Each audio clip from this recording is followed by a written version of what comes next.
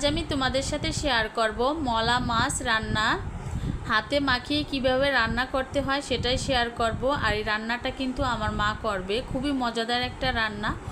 অল্প উপকরণ দিয়ে অল্প মশলা দিয়ে কিভাবে রান্না করলে খুবই মজাদার হয় সেটাই তোমাদের সাথে শেয়ার করব। হ্যালো এভরিওয়ান, আসসালামু আলাইকুম, welcome back to my channel Zakia's cooking blog থেকে আরও একটি নতুন ভিডিও দেখার জন্য সবাইকে স্বাগত। তো চলো বন্ধুরা, কিভাবে হাতে মাখিয়ে অল্প সময়ে অল্প উপকরণ দিয়ে খুবই মজাদার একটা রান্না করা যায় দেখা যাক। আর এটা কিন্তু পুকুরের মাছ ছিল। অফ ক্যামেরায় মাছগুলো কিন্তু খুব সুন্দর করে ধুয়ে পরিষ্কার করে ফ্রিজে রেখে দিয়েছিল, সেটাই বের করে রান্না করবে।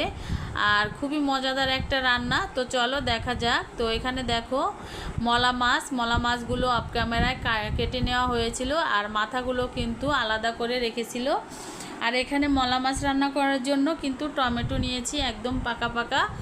এখানে 3টা টমেটো নিয়েছে। তো আমার মা কিন্তু টমেটোগুলো কাটতেছে ছোট ছোট স্লাইস করে বটির সাহায্যে। আর একটু কাঁচা ঝাল দিয়ে কিন্তু রান্নাটা হবে, এখানে কোনো শুকনো মরিচ অ্যাড করব না। আর ছোটো মাছ কিন্তু কাঁচা ঝাল দিয়ে রান্না করলে কিন্তু খুব ভালো লাগে। আর এই রান্নাটা আমার মায়ের হাতে খুবই মজাদার হয়, অনেক ভালো লাগে আমার খেতে। তো বিশেষ করে আমার জন্যই কিন্তু রান্নাটা করেছিল। তো তোমাদের সাথে শেয়ার করলাম।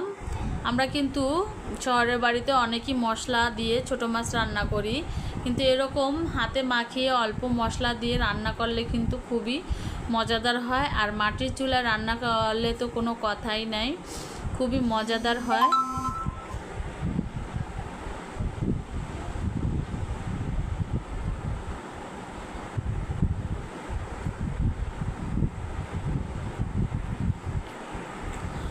তো দেখো এখানে কিন্তু মাঝারি সাইজের 2টো আলু একদম ছোট ছোট কুচি কুচি করে কেটে নিচ্ছে। একদমও কুচি কুচি না, একটু কুচি থেকে একটু মিডিয়াম করে কাটছে, যাতে আলুগুলো একদম যাতে না গলে যায়।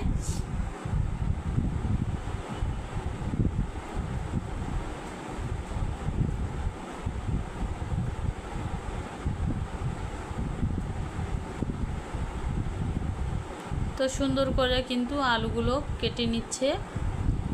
আর এখন নর্মাল পানি দিয়ে আলুগুলো ভিজিয়ে রাখবে এবং পরিষ্কার করে ধুয়ে নেবে।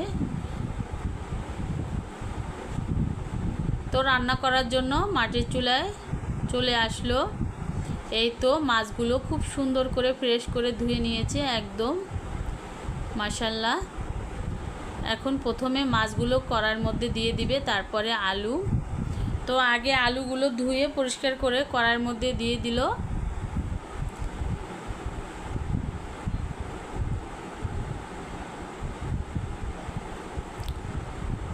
পানি থেকে তুলে এখন দিয়ে দিবে মলা মাছ। আমরা এগুলোকে মলঙ্গি মাছ বলে থাকি। পুকুরের মাছ খুবই মজাদার হয়, আর যদি হয় নিজ পুকুরের মাছ তাহলে তো কথাই নাই। তো দেখো মাছগুলো দেওয়া হয়ে গিয়েছে। এখানে বেশ কিছু পেঁয়াজ কুচি, মরিচ কুচি দিয়ে দিব। আর ছোটো মাছে কিন্তু কাঁচা মরিচ দিয়ে রান্না করলে খুবই মজাদার হয়। আর দিয়ে দিলাম 1 চা চামচের মতো হলুদের গুঁড়ো।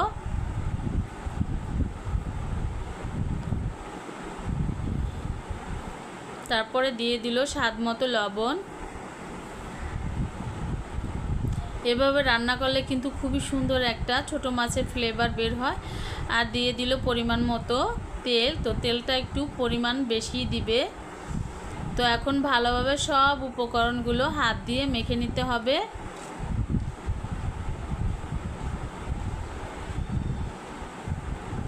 তো মাশাআল্লাহ খুব সুন্দর একটা কালার হয়ে এসেছে হাতে মাখানোর পরে।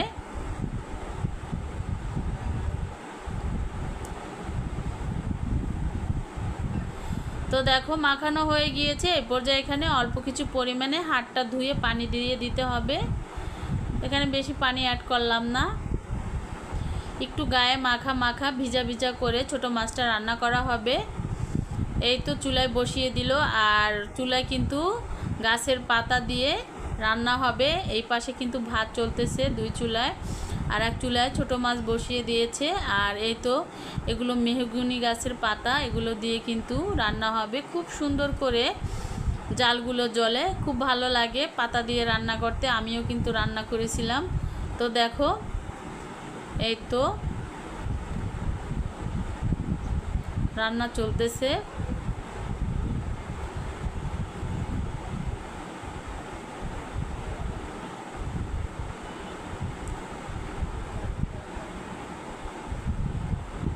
তো এদিকে আবার ডাল রান্না করবে, ছোলা ভুনি করবে,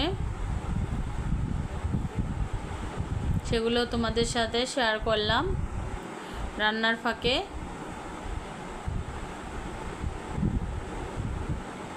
তো দেখো তরকারিতে কিন্তু বলক উঠে এসেছে। তো হালকা হালকা করে ঝোল রেখে রান্নাটা হবে। তো আলুটা এবং সেদ্ধ হওয়া পর্যন্ত জাল করে নিতে হবে, এবং শেষ পর্যায়ে গিয়ে কিন্তু টমেটোগুলো দিয়ে দিতে হবে।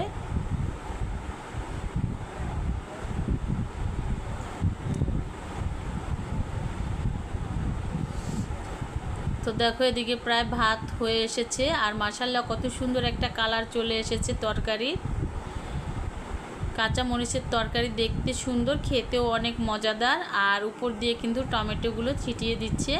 তো টমেটো দেওয়ার পরে 2 থেকে 3 মিনিটের মতো জাল করে নিবে নেড়ে চেড়ে।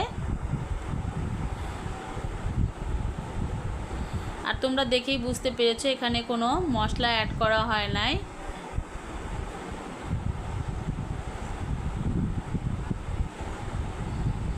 দেখো বন্ধুরা কতটা সুন্দর কালার হয়ে এসেছে, আর খেতে খুবই মজাদার হয়েছিল মাশাআল্লাহ।